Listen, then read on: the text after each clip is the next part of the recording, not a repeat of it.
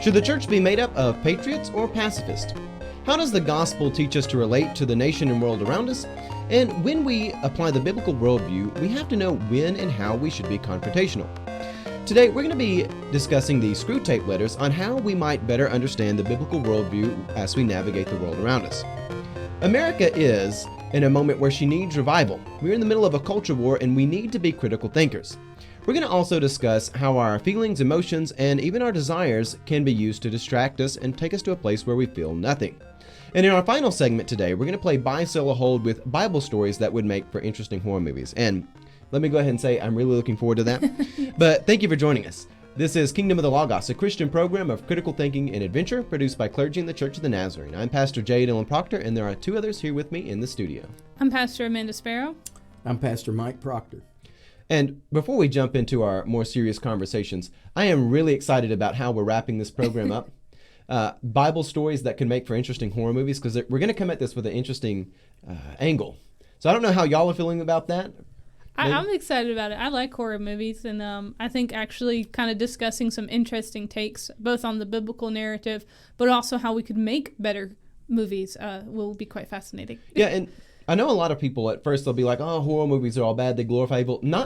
That's not necessarily the case. Horror movies can be used to really touch on some of the very serious, very real evils, and also illuminate how the biblical worldview interacts with really dark stuff. And I know you were talking about how we really need to have movies that are really good at showing the biblical worldview, not just preaching it really crudely. Yeah, and the whole writing mantra, show don't tell, which is something that's applied to almost a lot of the written word, and also within movies.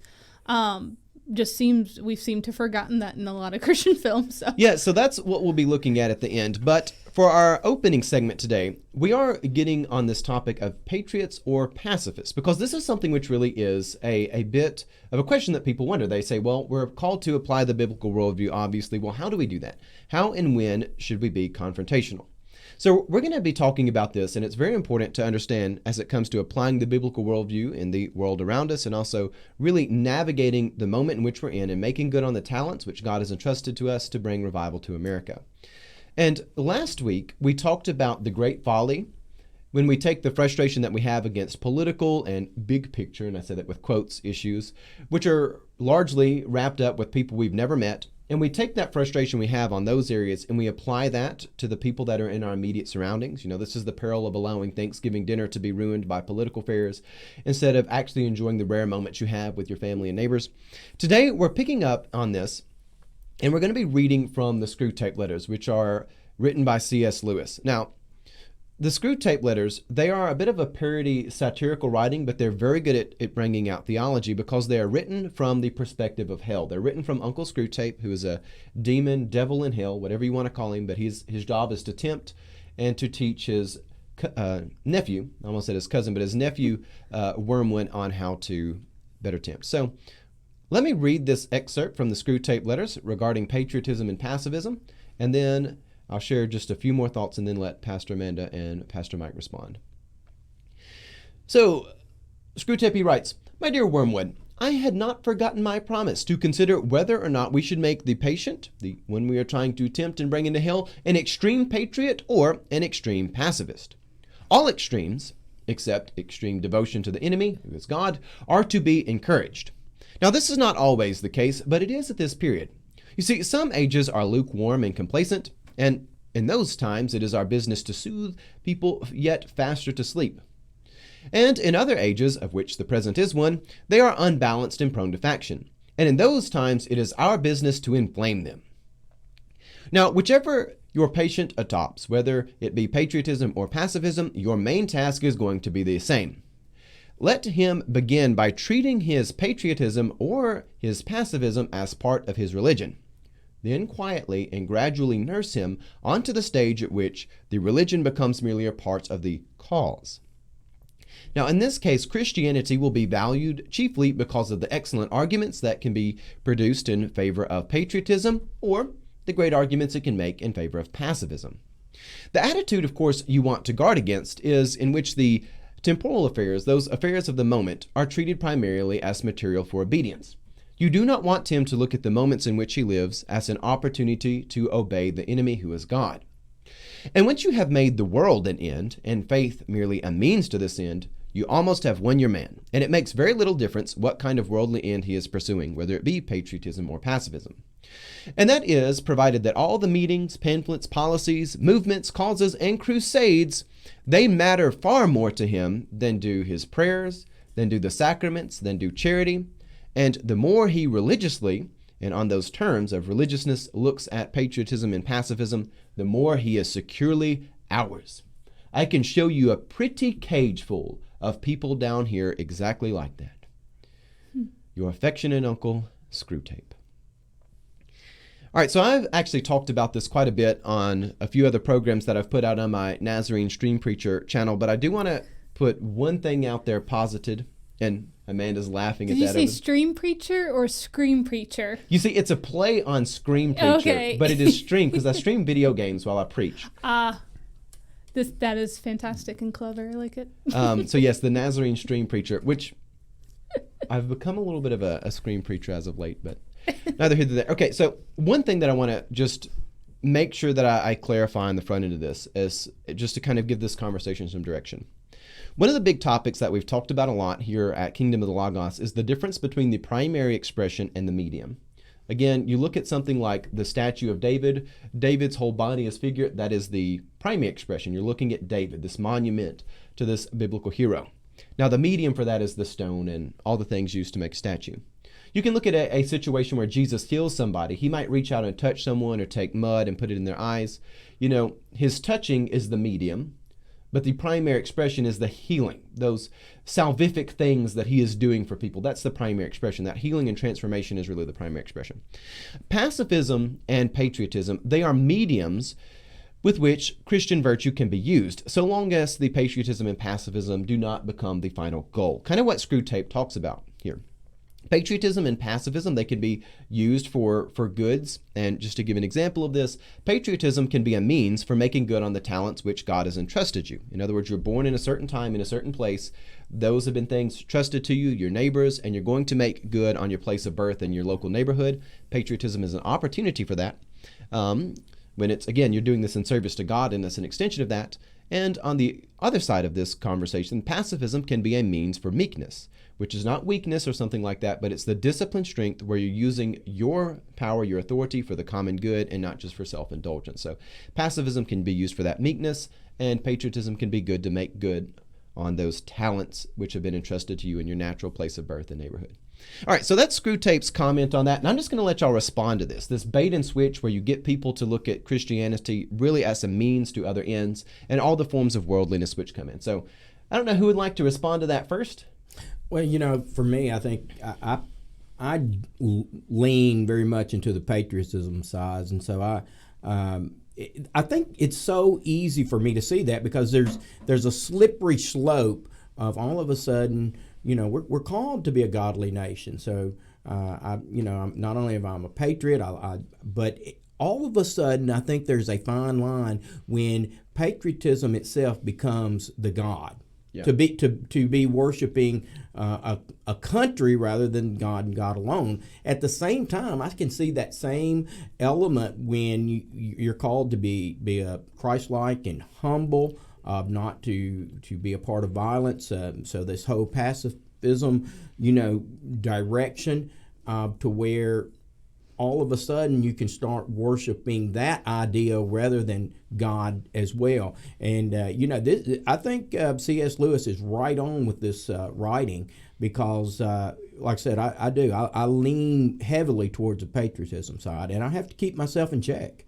But I see exactly where he's going with it. Yeah, and we might have some interesting kind of debate on this sort of stuff today, some different ideas. And we may even, I hate to say play devil's advocate. We might play a little bit of Screwtape's advocate on some of this just for the exercise of critical thinking. But, man, I'll let you kind of step in on this. Well, and I think what I appreciate about C.S. Lewis's cleverness in this article, or in this particular letter out of his whole book, is he not so much picks a side, which you're thinking he's writing this, I believe, either during or towards the end or after World War II. And if there was ever a time where patriotism fell into nationalism and some very horrific things were happening. I mean, that's the time for that. Yeah. You have people who are blindly following charismatic leaders simply because like they're going to make their country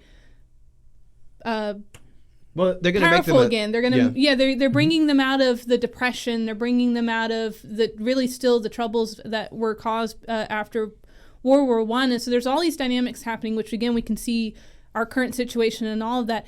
And C.S. Lewis just goes, listen, like people are going to extremes, and this is the cleverness of our time is, and also playing back to what we talked about last week. If you can get them arguing over these things, if you can get division to be created in these things, then neither side really wins, the patriot or the pacifist. It's all about anger and aggression to where nobody actually is providing. And like I think he says, get them to do anything but actually be obedient. Because if they're actually obedient in their pacifism, or if they're actually obedient to God in their patriotism, whichever thing that they're enacting, if they're actually obedient to God, then actual change will happen. Yeah. And so there's this thing where, we see this again in our current time, in our current situation, where there is a lot of passion. And I try to give people a lot of grace in those situations where, honestly, I think they feel like whether patriot or pacifist or whatever kind of two dynamics we want to label them with, they're really trying to figure out what it means for them to enact or to participate in the kingdom of heaven here on earth in their current situation. But sometimes we get so bogged down by this idea of what does it mean to be, love our neighbor? And what does it mean to love God with all of our mind, soul, and strength, where we get so focused on what does it mean that we forget the loving part. And so I think it's just really, I think C.S. Lewis did himself a great service by not saying this is the one, or like this is the better one out of the two, but simply saying, let's look at this and see where these roads can take us.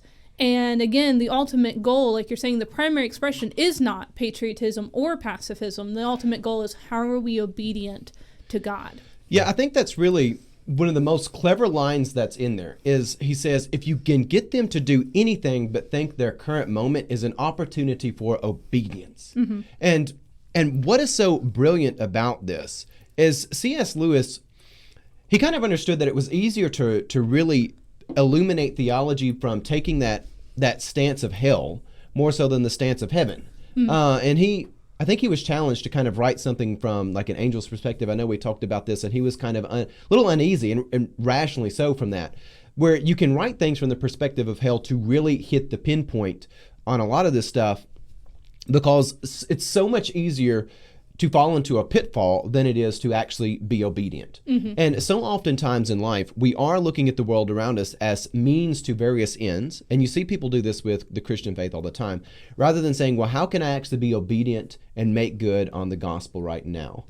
And one of the things that you mentioned earlier was how people get very passionate in both ways. One of the big problems that happens with both of these is if you get over passionate in your pacifism, you can just sit on your hands and watch, terribly wicked stuff go on. In the parable of the talents, which is very important when you understand God's judgment, it's not good to sit on your hands and say, well, I didn't destroy the talent you gave me, but also if you don't do anything with it, there's pretty bad. I think and I've got some scriptures that we'll read here in a moment, but to the question of passion, that's going to come up in our second segment today. Mm-hmm. And so we'll be back to that. But when it comes to looking at how the New Testament actually unfolds, God is the most merciful and severe thing we could ever imagine. There is mercy and there is judgment. Mm-hmm. And I think you're going to be hard-pressed to make a biblical argument that is exclusively one way or another. But I think you're also going to be hard-pressed to make an argument that says to totally reject both of them. Oh, yeah. I think God clearly says, make good on the talents where you have. Love the people that are in your immediate circumstances. Screwtape, he also writes, one of the great tricks you can get people to do is to really reject the actual people they have around him. If he's a British man, have him not care about the British soldiers that are next to him, and have him be so wrapped up with the Germans and how he might hate the Germans, but maybe if I find a German pilot who's injured, I'll give him a cigarette and a cup of tea. You're so focused on how you would actually interact with the Germans that you're a total jerk to the actual people you have around you, your own family. Mm-hmm. And you kind of forget to bring that down locally. Pastor Mike? I think one of the things that the enemy, and when I say the enemy, I'm talking directly about the devil and demons and, that evil that is out there. It wants us to not worship God. Yeah. And so, I think whether you're, as you said, sitting on your hands, you're inactive on one way or the other, that's good. Leave them there is what the enemy's trying to say to us. Screwtape is saying there. But for those who are passionate, I think Pastor Amanda hit it really, really on the nail, especially on the Patriot side, is we see that even in the first century where Israel was ready to be another powerful nation, that they had been, subversive to Rome and to all of those other nations. They'd been in exile, and even though they were back, things were not where they wanted. They were so patriotic, they wanted to see Israel in a worldly sense, a tremendous nation again, a great nation. Whereas, they had lost focus on worshiping God for many of them. And, I think that's always, so if we are spending our energy not worshiping God, then evil is happy. And that's what's going on here. And evil is happy regardless which path you take. But that being said, there is an appropriate role for both of these. We've talked a lot about passion, so let's go ahead and wrap up this first segment and get to the second one. But I have a scripture I want to share with you. In the Gospel according to St. Matthew, chapter 10, verses 7 and 8, it says, "As you go, proclaim the good news. The kingdom of heaven has come near. Cure the sick, raise the dead, cleanse the lepers, cast out the demons. And you received without payment, and you give without payment." Now, the reason why I think this scripture is so relevant to this is because it is filled with conflict. And the question about patriotism versus conflict or versus pacifism is the question of when and where should I enact conflict and how. You're going to be hard-pressed to say that Jesus does not enact conflict. In the New Testament, he gets in conflict with people verbally quite often. And hey, the work on the cross was the ultimate conflict between life and death. So there's obviously a lot of conflict. And even later in chapter 10, he says, I didn't come to bring peace but a sword. But at the same time, that is coupled with a mercy that is beyond anything you could ever imagine.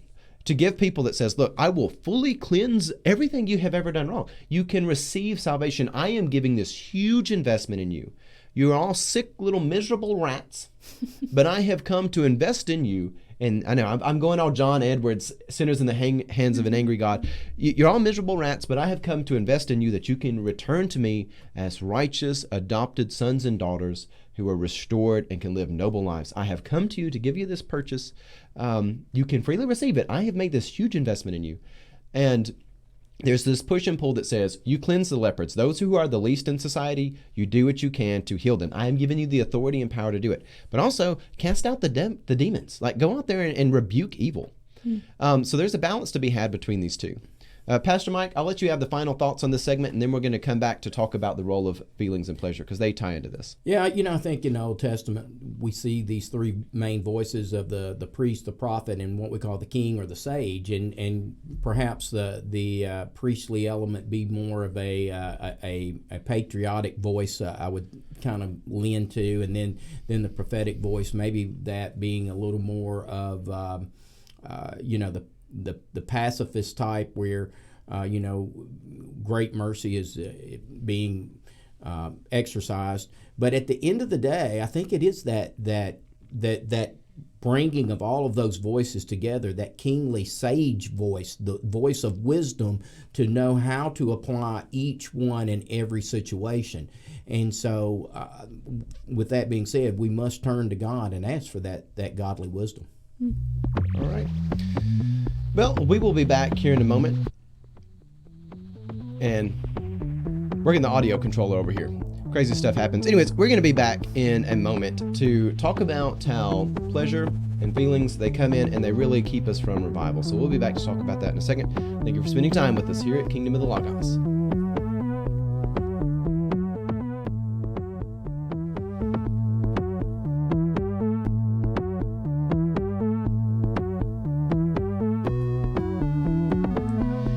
All right, as we come back together, we're going to be talking about another article in the Screwtape letters where Uncle Screwtape, from his voice there in the darkness, he comes to manipulate people on the matter of pleasure. And yeah, this goes in kind of the direction that you might expect it to, but it's actually a pretty meaningful conversation to have about how we think with the world and how we navigate. One of the great persuasions people have in the modern day and age is that something is only true if I feel as if it is true. If I feel like I have had good intentions. There, I feel like I've been sufficiently good, regardless of what the outcomes are, regardless of what the fruits are. And a lot of times when people focus on their feelings and their intentions, they have no real need to course correct because they're not focusing on their motivations and their ultimate goals, which are issued to us by God, not by ourselves. So Screwtape, he realizes one of the ways that you can render people to be effectively useless, where they're just so idle they don't do anything that matters, is by the manipulation of pleasure. But this conversation, while it does obviously include some sexual things with it, it actually doesn't start or end where you might expect. So let's jump right into this and see what he has on the question of pleasure. So he says, "My dear Wormwood, I know that we have won a many soul over to hell through pleasure. But at the same time, we have to remember that pleasure is his invention. That's an invention of God, not ours. The enemy God, he made all the pleasures. And all of our research down in hell so far has not enabled us to produce one. All we can do is encourage the humans to take the pleasures which our enemy, God, has produced, that they can take pleasures at times, or in ways, or in degrees which he has forbidden. Hence, we always try to work away from the natural condition of any pleasure, and to take people to a place in which it is the least natural, the least redolent of its maker, and therefore the least pleasurable. What we want is an ever-increasing craving for an ever-diminishing pleasure. That is the formula. It is far more certain, and it's better style. To get to a man's soul, to give him nothing in return, to have the man give away his soul for absolutely nothing in return, that is what really gladdens our Father's heart."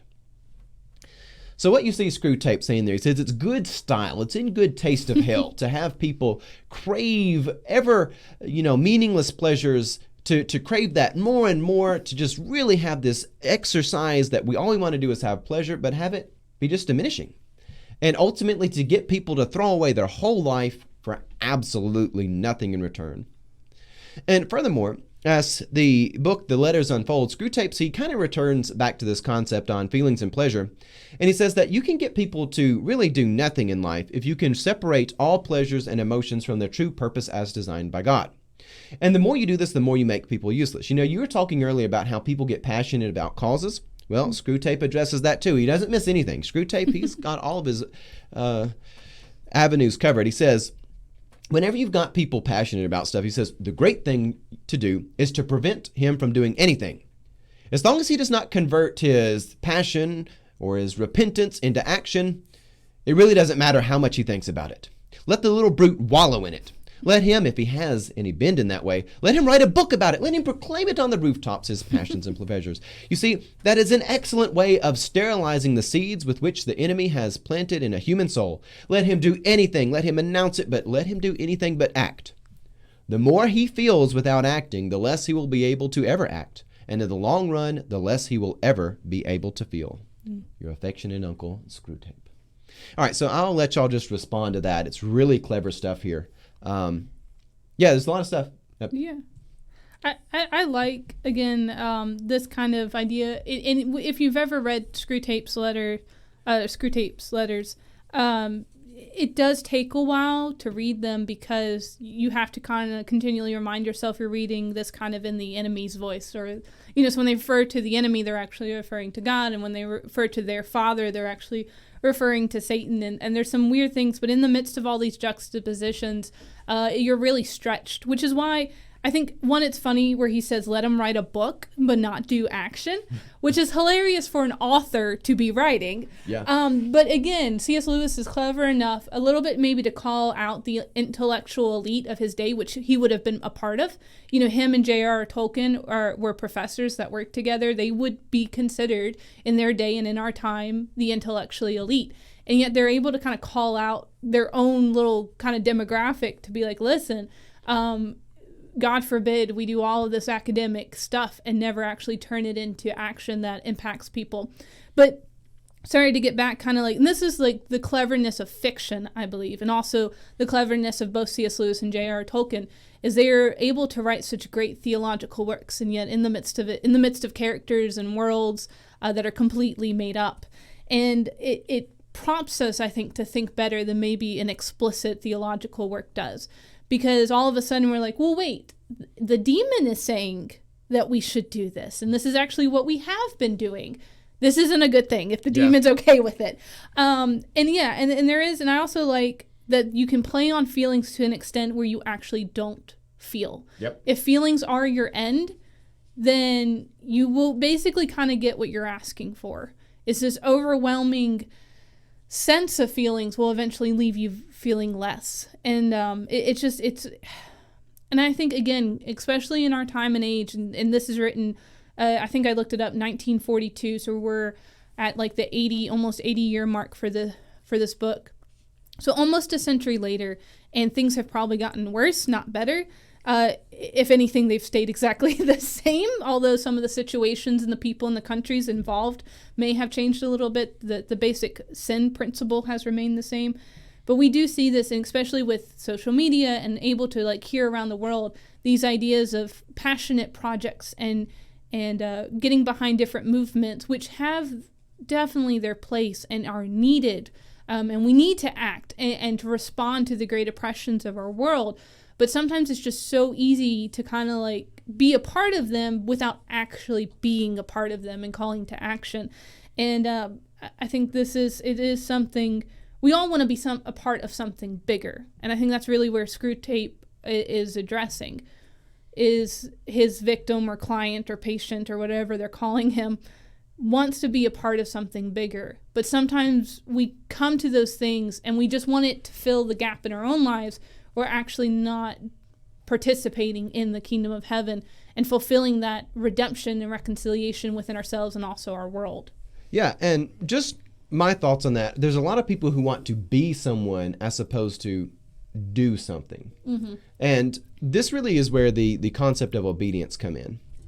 You see, there's more to life than what's immediately in front of us. And Screwtape, he writes about this all the time. If you can get the humans to think about their immediate sensations, what's right before their eyes, if you can convince them that that is what is real, not their souls, not their actions, not their sins, not their virtues, but just, the bus boy outside and the advertisement in the newspaper, that is all of life. That's real. That God stuff, that's not real. But to get them to think about small things, and when doing that, you can get them to have this desire to be meaningful in that area where they feel like they need to satisfy all these things in the outer circumference of life. I'm dealing with climate change, saving the polar bears, but yet when I was on my way to church, there was the man on the side of the road and the Levite, the priest. They're caring about the big picture item. They're in the parable of the Good Samaritan. They're actually trying, probably, if you actually read that, a priest, Levite, they're probably serving some larger duty. They're doing the big picture, but they've done that so much that they have totally missed what's actually in front of their eyes. They're wanting to make good on a talent which they don't have. They're to use the parable of the talents. In other words, yeah, God, you gave me this one talent, but I wanted those 5 talents. I wanted people to know if I had 5 talents, this is how I would change the world. And you gave me this measly one talent, and I buried it in the ground because I didn't want to deal with that. And that is, C.S. Lewis is writing about that, how you can sterilize the seeds for doing anything meaningful is to get them to write books, to virtue signal, as we call it in the modern day and age, do anything but act. It's fascinating. It's a really fascinating, really clever thing. Pastor Mike, going over to you, do you have any initial thoughts? I have a question I want to ask towards you. I do. I think, it's been a previous episode when we talked about, what superhero we would want and how they would use that. But in this context, Lewis does such a great job here because evil is always lying and manipulating. But in this particular case, it's obvious that the lasso of truth is around Screwtape because it is written to his nephew. And so he's not trying to manipulate him, but he's teaching him how to manipulate the what does he call them? Patience and the patience. The patience. But so as we see this, it is obvious that he says, I love how the truth is laid out there that God created pleasure, and yet we want to take that pleasure and bring it into wrong relationship, whereas God created it to enhance and create good relationships. And this is a beautiful statement that God created the pleasures. What they want to do is not only see broken relationship, but to see an individual miserable. And so if you can have lust in your heart, but not act upon that, Yeah. it's even better, because he gets nothing for that. It's just total misery and broken relationship at the same time. Yeah, one I think the funniest things in the Screwtape letters is there's a man who makes it to hell. And when he arrives at hell, he says, I got here doing neither what I ought or what I wanted. Like, I didn't serve God, but I also didn't go out and, just live it up pleasurably. Life, yeah. I didn't live a hedonistic life either. I was miserable all the time, and I'm still in hell. But to the point that you made, that was the question I was going to ask you, and I'm going to reset that here in a second. But, in the book of Genesis, there's the great line that says, what you meant for evil, God has taken for good. The demons in hell basically do the inverted form of that in this book. They make the statement, and I want to really reset this and let you talk about this for a second, Pastor Mike. He says, in our research in hell, we have not been able to produce one pleasure. We always think about like Satan's trick is that he comes and puts pleasures in your mind or something like that. But Screwtape says, our trick isn't that we can create pleasures, because we put all of our energy and research into it. In hell, we can't make one. We can't do anything that's actually fun. However, what we can do is we can take the pleasures which God has designed, whether it be things which are hormonal, whether it be something which is driven by different things that go on in the brain. We take them and we have people indulge in those pleasures at times, in ways, in degrees in which he has forbidden. What do you think about that angle where they take things that God meant for a specific purpose throughout the course of life, and they just want to twist it? What do you think about that, rather than them actually inventing the desires? Yeah, absolutely. So you have God with the primary expression, and obviously we are God's people. We are somewhat flesh and blood, the medium. And so what he wants to do is not only, the enemy wants to pervert the medium into taking the whole, primary expression and pleasure that God has designed, and pervert that in a way that breaks relationship, that destroys others, and it keeps us from worshiping God and moving to what we were designed, our purpose, and how God created us in his image. Amanda, we're going to close out this thing, but I want you to respond to this other point that's in here. Okay. He says, an ever-increasing craving for an ever-diminishing pleasure is the formula. It is more certain, and it's better style.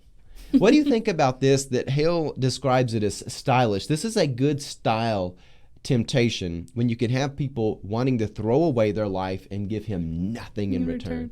What do you think about that? Well, I think when I first read this, or when we were rereading it earlier today, I wrote that song, "The Devil Went Down to Georgia."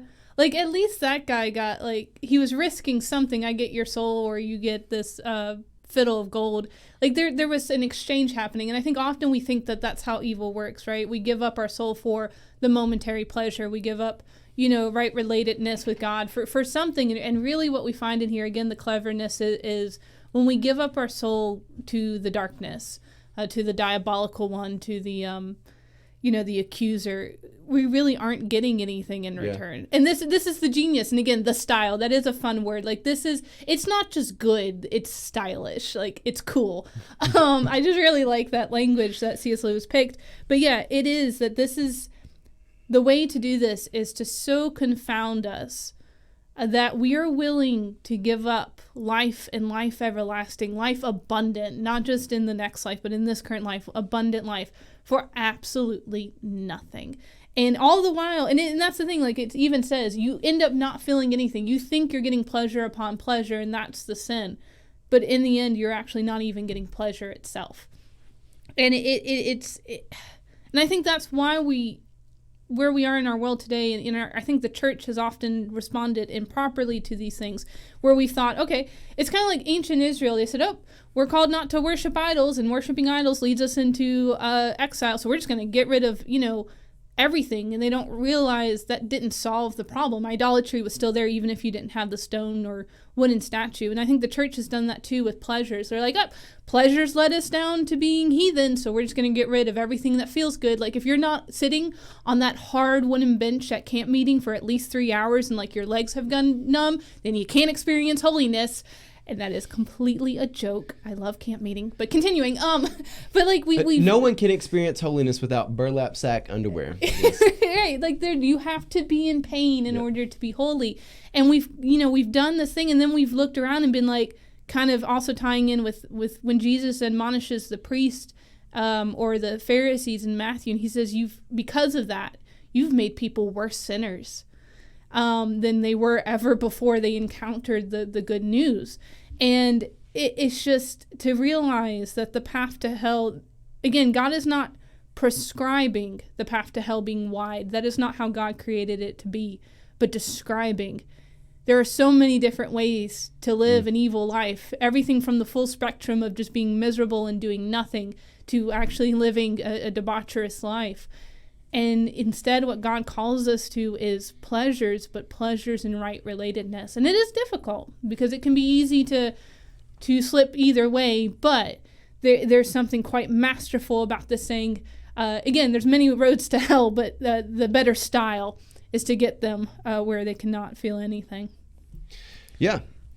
So we'll be back. We're going to have some fun buy, sell, or hold after this. So thank you for spending time with us. It's an interesting conversation. Definitely check out the Screwtape letters if you haven't.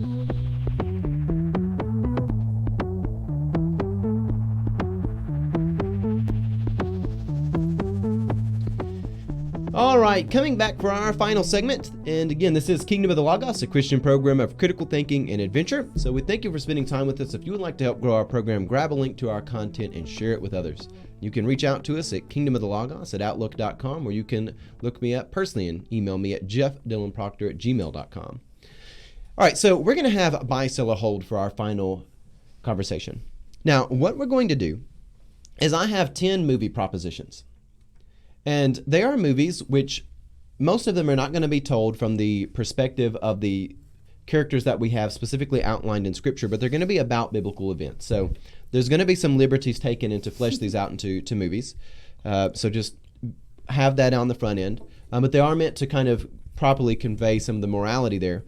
And for practical purposes, and because I don't want to end up in hell over blasphemy, I'm going to exclude the crucifixion of Christ in here as a horror movie. Because I think that is far more serious than to take lightly the death of God. But that being said, we are going to look at 10 movie pitches I have for some potential Christian horror movies looking at different biblical stories. And so we're going to buy, sell, or hold these. If you would buy this, is this a good movie pitch? Or sell this, it's a bad movie pitch. You only get one hold per episode. And at the end, I'm going to let y'all pick out which one of these 10 would you like to be actually made? If we had the funds to actually make a movie, which one would we go through? So y'all feel pretty good about this? Yeah. We get it? Bring it on. All right. And y'all out there in the audience, y'all send me your thoughts too. All right. So number 1 on this, and they're in no particular order. The first movie pitch I have for you is a movie on the Gadarene village. So this is going to be about the story of the Gadarene demoniacs. You can look to the Gospel according to Matthew chapter 8 to find this.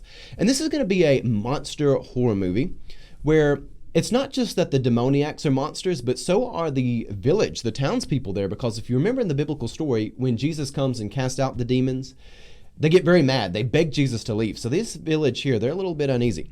But this particular movie, instead of it following anybody in that town or anybody that travels with Jesus normally, this is going to follow a couple of Jewish teenagers who they've heard about this Messiah figure.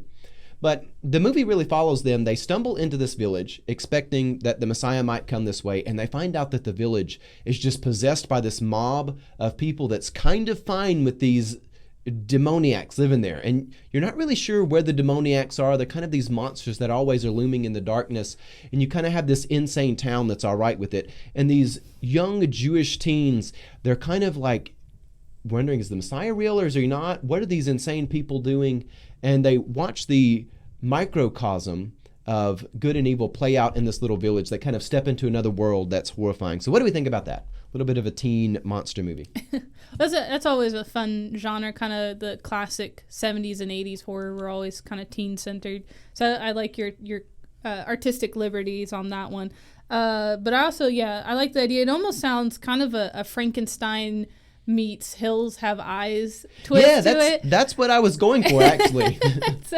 So I enjoy all these thoughts. I think this would make for actually a legitimately decent full-length film, so I'm going to buy this. And And Jesus kind of comes in a little bit like Dr. Van Helsing at the end. So that's kind of how that would go, though I'm not making that comparison in serious tones. That is just, yeah. Anyways, Yeah. Pastor Mike? I'll buy. It's just, there's so much evil there that it makes a great horror film. And then, there is an amount of resolution to a certain extent that good wins, but it's still, even in the biblical story, there's this whole element of, okay, so they went into the swine, they run off the cliff, but what? Yeah. And so I think there's an element there that continues to make even for a sequel if they wanted to. Well, I will say Franchise. this, Yeah. just to further articulate this, my vision for this is the Jewish teens would never really have a direct relationship with Jesus in the sense that they wouldn't actually meet him personally. They would hear, because that's the story goes, you hear the swineherds come back and tell the story. So they never really get to see up close that happen. They're still trying to figure out, is he really the Messiah? And let it kind of end with that uncertainty. We know there's this cosmic battle between good and evil, and people can be totally insane and made into monsters, but kind of leave you in the that whole hanging moment. townsfolk there, wanting Jesus to leave is something that's, I think every good horror film needs to have that element where there's the obvious monster, and then there's this other that's kind of in the background that, there's something of danger that's happening, and trying to figure out where is the real evil source coming from. Sure, so I think sure. it makes, Yeah. I'll buy. All right, so number 2 on my list is from Mark 9. This is another possession movie. They're not all possession movies, though. So in Mark chapter 9, you have the boy with an unclean spirit, and this is the father who says, I believe, help my unbelief. But I want this movie to be told from the perspective of the boy's family. Because obviously within that text, they have come to the disciples who have tried to cast out this demon, but they couldn't. And there's obviously a history of this possession of this child before. And I think the movie would be really following this family. They've got this son who is possessed. You've got this mother and father who you don't hear about the mother in the story, but you've got this family with the possession. And they've tried to go out through ordinary means and civil means to have this demon exorcised, and they really can't. And just sort of a supernatural thriller of what is the antidote to this. And of course, the demon itself is unstable, as it portrays in the text. Like sometimes it wants to kill the boy, but it needs the boy alive because it's got to pilot the boy like it's some diabolical captain. And so the demon itself is unstable and just trying to get help from the world around you and unable to do that. And then ultimately, again, kind of having that climax interaction with Jesus. So what do we think about that? Yeah, I think also, this would make a great film because you kind of already have your 3 acts told in the story where you think you're about to get to the resolution when the father comes to the disciples, but you think things are good, you think things have been fixed, and then all of a sudden you realize they weren't actually able to heal them. So you could have a really, movie-wise, I'm thinking like, with a 2-hour film, you could have a very intricate storyline going on for the family kind of to be struggling through. And then, of course, you have kind of the twist where this boy isn't actually healed, and ultimately you have to find Jesus. And so, again, this would make a great full-length film, so I'm going to buy it. And see, I think you just gave us the title for it. You could call it Finding Jesus, which bring a lot of people to the movie theater who would not know what they're getting. You thought you were here for a feel-good film? No. Yeah, Act 1 is people just hopeless possession. Then Act 2 is like they thought the disciples were helping and then not, and then finally you get the third act with Jesus. Master Mike. I'm going to buy. I think there's a great climax in there where the father says, Lord, help my belief, help my faith, help me there. And not only that, but there's this whole place where they think he's dead. And then, of course, Jesus says never to enter him again. Yeah. I think it leads us with where did this demonic entity go? And so, I'll buy. Yeah. All right. So the third movie that I've got here is one on the plagues of Egypt. Now, this is going to be told from the perspective of an Israelite slave who is in an Egyptian household, and like a single Israelite slave. They're the only one in this Egyptian household. So there's someone who's kind of cut off a little bit from the rest of, they don't know Moses personally. They don't really know what's going on between Moses and Pharaoh. But they're seeing all of these plagues unfold in the world around them, and they're seeing this cosmic battle between Pharaoh, who thinks he's God, and the God of all creation, who, even for the Hebrews at this time, they know something about. He had some sort of covenant with Abraham. What does that look like? Who knows? But somebody who's kind of on the outskirts of Jewish civilization, who is a slave, and they're watching all this stuff unfold and the plagues of Egypt. And this is more of a psychological thriller told from someone who doesn't fully understand exactly what's going on, but they're watching kind of on the outskirts all of this real just crazy stuff happen around them. So that's the third pitch I've got for you. Yeah, I like it. It's like a disaster movie meets psychological thriller. Yeah, it is. Yeah. So I think, and it'd also be interesting, especially like not just the Israelite slave, but even within the Egyptian household that they're facing, they may be getting a counter narrative where you think Moses is the source of evil, and you do have a lot of horror movies that do that, where like the good guys think they're fighting the evil entity, and they end up killing the thing or preventing the thing that was stopping the ultimate horror. So you've got, I think, you could play around with some really cool twists in it. All right, Pastor Mike. I'm going to buy. I think it makes a really good Christian horror film, because I think if we really understand the context of what's going on there, it's really the Egyptians' gods in battle with the Israelite God Yahweh, whom they really don't even know at this point in time. They're still Hebrew slaves. But as they face these battles and they see how these plagues come upon them and how they are spared, and how God, I think it really places us in a context of saying, we have our own areas in life where we're struggling in, and yet there's so many gods that are that the world has all around us with little g's, but we serve a God with a big G, and how God delivers us. So I think I'll buy. All righty. And number 4 on this list is the story of Eglon and Ehud. Now, this is from Judges chapter 3. And this is going to be a mystery thriller. And the short version of the story is the people, they're kind of subjugated by the Moabite king, Eglon, and Ehud, who is a left-handed man. He goes in to pay tribute to the king, but he tells the king, I got to tell you this secret, so can I be alone with you for a second? And they shut the doors, and he pulls out a sword, and he stabs it into Eglon, who is a big man, and the sword goes up in him, and the fat overcloses the sword, and then Ehud, he slips out and he shuts the doors, and after a long while, after the guards are embarrassed, they open up and they find that the king is dead. I think you could do an interesting, and this is a total different genre of movie than what we've talked about so far, but kind of a mystery thriller of someone trying to penetrate their King Ehud's Eglon's fortress, and then go in there and kill him, but then also the mystery of what's going on.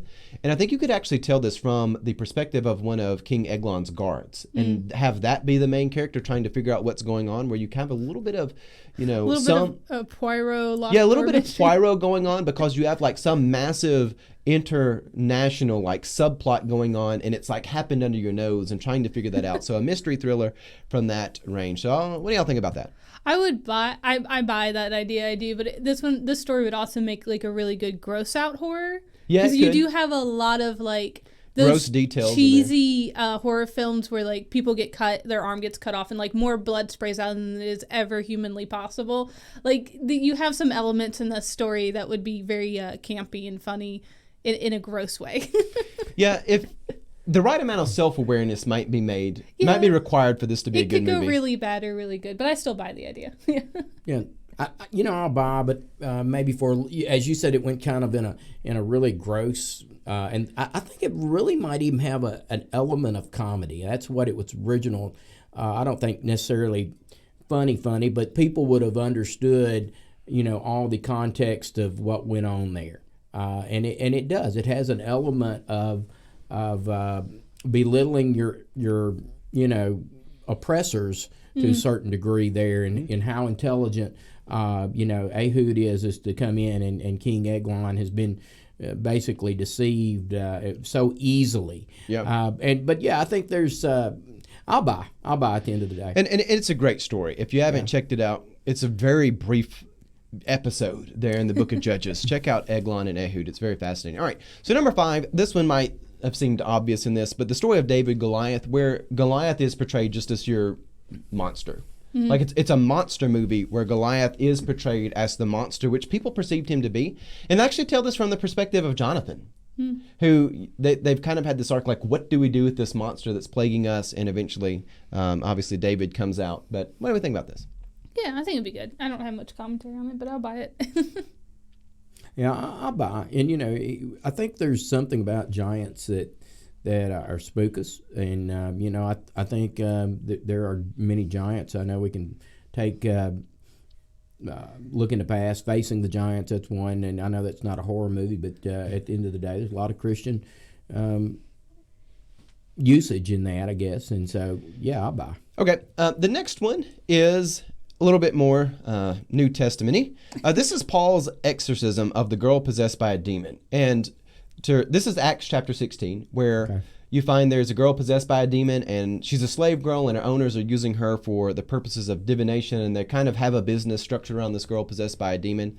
And the style of this film is going to be more like an old Hammer horror film. And if you haven't seen them, they have no problem being cliche, but they're kind of an action plot that doesn't mind being cliche. So this isn't sort of your psychological, supernatural thriller where you don't know what's going on. Like, it is fine telling you, you've got Paul and you've got Paul's crew, and they're out here, they're casting out demons. It's kind of one of their side jobs, almost a hobby even. It's just one of the many tasks that they do in the course of their ministry, and kind of an action movie that has a little bit of some supernatural, spooky themes in there, and it doesn't mind being cliche, kind of like the old Hammer horror films. And it's actually told from the perspective of Paul and sort of his crew that goes along. So what do we think about that? I think this would be excellent, and I think I've not seen many, or really any of the, except for in clips, the Hammer horror films. But I think you mentioned, like, sometimes the movie just ends. There's not really a good conclusion. Over. And I think if you were to do that, to go all the way, you should end the film with Paul and Silas going to jail. Like, don't give any resolution. They go to jail. Just the mob comes after the girl is saved from demon possession. Like, you think the happy ending of the girl being saved, that's your ending, but actually it turns and the mob comes and arrests Paul and Silas, and then cut to black, credits roll. I think that would be fantastic. I'll buy it. Yeah, that's not where I envisioned it ending. I did envision it having like a cutoff ending, but I like that. That's very much Hammer for you, because it like changes tone suddenly and like it's over. I could buy that. Yeah, I like that.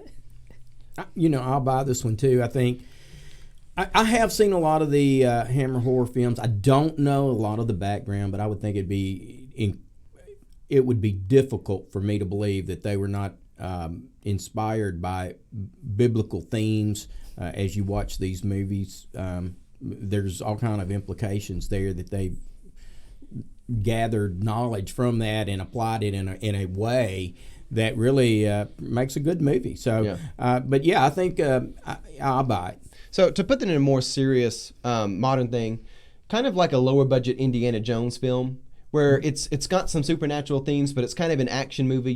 He's a professor, but he also deals with people getting their hearts ripped out and turned into stone on the side and things of that nature. Like, you've got the Apostle Paul. He does what he does as a minister of the gospel, but, I got to deal with this demon. And there's a mob out here. Like, I'm dealing with a monster today, but tomorrow it might be something more academic. You've kind of got that action feel to it, but some real spooky themes clipped in there. And it doesn't mind being cliche. Like, yeah, it's a demon. Okay, deal with it. I like how Pastor Amanda just says, it just kind of ends open-ended right there. It doesn't have a really good closure, but you just leave it over, like that. Yeah. All right. So the next one is a psychological thriller from the perspective of Job, and it's the story of Job. You probably could have guessed this one would be on the list too, where you've got all this stuff, and which in the book of Job, he's never made aware that I know of any indication that he even knows that the accuser is having this battle with God, but. To take this story and the idea where you don't really know why all this stuff's happening, but have some liberties in the story to kind of give some vibes out there that you can feel something diabolical is work, even though it's never fully seen. But kind of a psychological thriller from the perspective of Job. Yeah, you're right. I was thinking about that. Like, why wouldn't God just be like, okay, all this happened because I allowed the accuser to allow these things to happen to you? But God, when Job confronts God basically just says, like, gird your loins. Who are you to contend with me? There is no resolution really in the perspective of Job. You just have all these like haunting-esque things happen to your family and your home and everything, and then all of a sudden things get better. It's quite fascinating. Yeah, I think that would make it'd have to be done well, because I think this would be an easy story for people to like fall into some overused Christian movie tropes, but I think it could be quite the fascinating psychological thriller. Yeah, and that's the avenue of it, a psychological thriller where there is a lot of calamity to the point where you're driven a little bit insane. So, Pastor Mike, your thought on this? Yeah, I'll buy. I think, for all of us in this room right here are pastors, but, God gets blamed for a lot of things God doesn't do. And we see the story of Job often played out over and over again in pastoral ministry. So God is on the throne, bad things happen to good people, and so but God is, and even to those who are living rightly related, just as we see in the story of Job. But it does, deal with the question: why do bad things happen to good people? But God is on the throne, and to see that and know that is very powerful. All right, and the next one that we have is also a psychological thriller, and I know we always think lewdly when we think of these two, but the fall of Adam and Eve. And to do this, if you saw the movie, what was it, like the 10,000 BC or whatever it was, where they don't actually speak in English, there's a little bit of like communication that goes on between people, but it's not an out and right movie where there's a lot of talking. I think you could do an interesting psychological thriller with the story of Adam and Eve, where you do have the serpent, which kind of looms over everything in the darkness.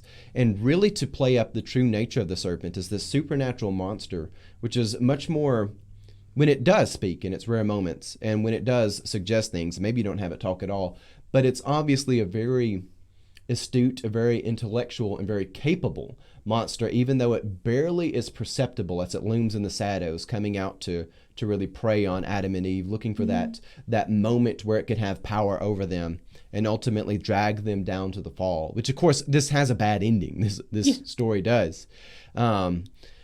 But I think you could make an interesting thriller movie and really take this. I mean, you got like two choices for who this is from the perspective of. Is it from the perspective of Eve or Adam?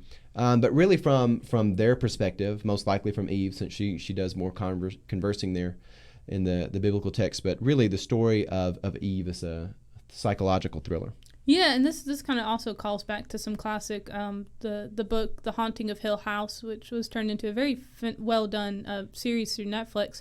But yeah, most of the book and even that series really plays with the idea of, like, is there really a haunting, or is this just crazy people psychologically, like, just going insane?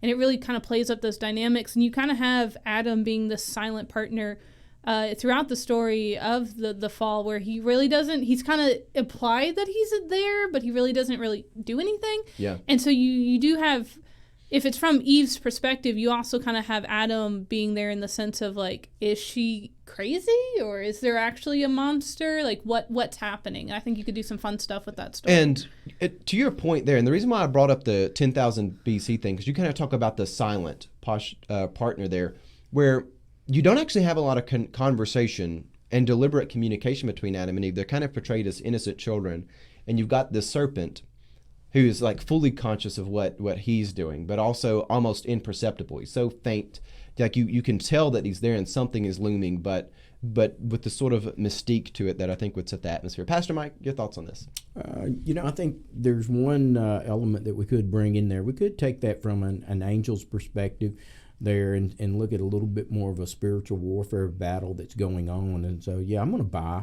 But yeah, I know we talk about you could go from Adam and Eve or Eve's perspective, but I think there's a whole possibility of spiritual warfare going on right there to try to manipulate and deceive, all of creation. Okay. And we're almost done with this list. We got two more entries. So number 9 is actually going to be an anthology. So if you've seen out there a lot of the old Vincent Price movies, they're like 3 different little stories that come together to make up one feature film. They're all about 30 minutes long or something like that. Well, this would be an anthology series of the book of Daniel, and it would be 3 shorts. And the first of which would be Nebuchadnezzar's dream there in Daniel chapter 4. And this would be a psychological thriller from the perspective of Daniel, as he kind of watches Nebuchadnezzar go through all of this and ultimately be driven mad. So that would be the first story there. The second story would also be a more psychological horror And this would be Daniel chapter 5 with Belshazzar and the writing on the wall. And this would be told from the perspective of somebody who's in the palace, who is kind of a mid-range servant. There's someone who has access to some of the more inner parts of the palace, but they're not somebody who's like a party guest or something like that. And they hear all these rumors about this. They're not really sure if there was actually a handwriting on the wall or if Belshazzar is just insane. And you've kind of got this stuff looming around and trying to really sort out what's going on. And you kind of see Daniel come in and give some resolution there in the end. But again, this would be a short, about 30 minutes long. And the last one would be a little bit different tone than the other three. And I know these kind of go out of order of the book. But this would be a supernatural monster story with the golden statue in Daniel 3. And you would take this and actually let the golden statue be the monster in the movie, even though it's a statue, so it doesn't move. But let the statue have this strange supernatural ability to make people insane and deranged. And tell this from the story of Shadrach and Meshach and Abednego, who are trying to navigate and survive this whole incident with the golden statue that's out there. It has this supernatural possessive power over people, and it's kind of this lifeless monster. And, is it really the source of their insanity, or is it their selves? How much power does Nebuchadnezzar have, and what's the deal with the statue? And that'd be the final of this anthology series. And that's my whole pitch here. So an anthology series, each of them being shorts, again, so they're not full, well-developed stories like you would find others, but just sort of little 30-minute episodes, standalone from Daniel. Well, the third one kind of sounds like Annabelle or any kind of like haunted doll story. Yeah, that's what I'm going for with that, a haunted thing. I like them. I think you could do full length. Maybe not full length with the first two, but you could definitely do a full length one with the last one. But either way, it would be quite interesting. And maybe making them shorter would keep them more open-ended and a little bit spookier. So, yeah, I'll buy it. Mike? I'm going to buy. As a child, I watched the Three Stooges, and I'm not going to tell anyone to get their theology from the Three Stooges, but they took a lot of these biblical stories, and I know the handwriting on the wall was one of them, and there was an element. Of course, these are comedy, and they're short. They're very, they're not very long. But there's an element there that they're dealing with the spookiness there. So yeah, I'll buy that. It can be done tastefully. Alrighty, and the last entry I have on this list, and I know we're over time, the last entry on this list is the story of Esther. But the way that this is done is Haman is obviously the villain, or Haman, however you want to pronounce him. Haman, who is the villain, he is portrayed as both a charming kind of villain, but he also has this hint of wicked possession that only Esther and Mordecai are able to detect. So he's kind of somebody who has this kind of slick charm that he pulls over people, is something where Haman is between a murderous psychopath or perhaps something more demonic. And this whole movie is told from the story of Esther as sort of a psychological adventure where she's trying to wrap her head around who or what Haman actually is, while she's also trying to navigate the real world effects that Haman has on the world around her. So you've got a couple of layers of plot. She's trying to figure out who is Haman, what is he really doing. Obviously, Mordecai sees something in him, and I can see that too, and it's having a real world effect. Is this something more cosmic? Is this just a psychopath? And she's navigating that while also navigating the politics necessary to stop him, and sort of a psychological action adventure trying to figure out what exactly is going on, and then also how do I apply my understanding of that to the world around me.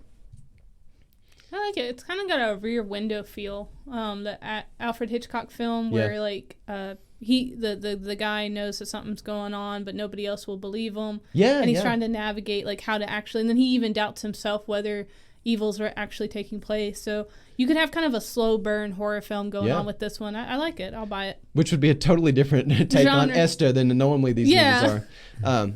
Believe it or not, Esther's more than just a romance story. But anyways, we'll move on. Okay.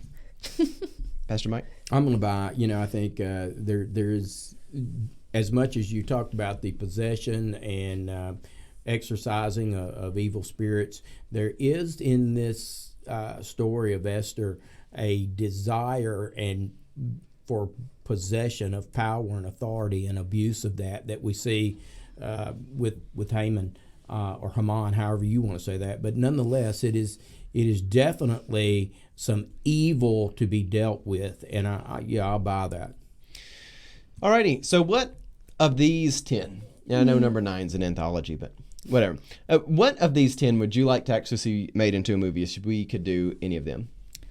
Do we have a preference there? I think I like the Mark 9 with the boy being possessed, because I think some of these are short, where if you were to make them into films, a lot of people would add weird stuff to it. And you'd have to add some stuff to make it like a full-length film. But I think Mark 9 already presents itself to be a great story arc that could be entertaining to watch, and still kind of have a really great message without being quote-unquote preachy. So I think that one's my favorite to pick if we were to make a movie. Dad? I'm going to go with the Exodus plagues. I think, for me personally, the Seder meal where we actually look at the plagues is something that we've really, I enjoy it, but at times I'm concerned about we've taken away a little bit of the seriousness that we need to. So I think a movie that would examine that and the horrors that were going on, I think that would be good. And I'm going to break my own rules over here and give two. I would really like to see the whole Paul exorcism done in the style of a Hammer horror film. I would love that. That would be phenomenal. But if I had to choose any of them, I think it would be the Gadarene demoniacs. That story, and you have these people who kind of stumble in to this village of insanity where there's real evil, but then there's also some just crazy insanity that's possessing everyone. And there's this hint of the Messiah, and it kind of leaves you as an onlooker, like, what's going on in this place? And also, who is God, and how does he relate to this stuff? And what is the Messiah, and what does that mean for me? Kind of just some young people who are kind of already questioning the world anyway, but stepping into that and seeing that supernatural battle unfold. All right, so we've got to wrap up our program. We are right at the end. We hope that you enjoyed our list of 10 movie propositions. Final thoughts going around? Just random things. I know the theaters here in Nashville are closing down again, and it's just sad. And I get, like, they have to because they're just not getting enough business, but it just, and I miss also, like, even the, live theaters haven't been open since COVID started. So usually around Christmas time, Justin and I would go see, like, the Nutcracker ballet or go watch a play around my birthday, and it just can't happen this year. And I think a lot of people are just missing those social interactions where even though you may not be talking to everyone all the time, but just enjoying like a group activity. And so hopefully we can get things under control, or whoever, I don't know who we is, but things can get under control where life can get a little bit back more to, we don't have to be in this new normal anymore. We can actually be back to normal. Pastor Mike? Yeah, just kind of,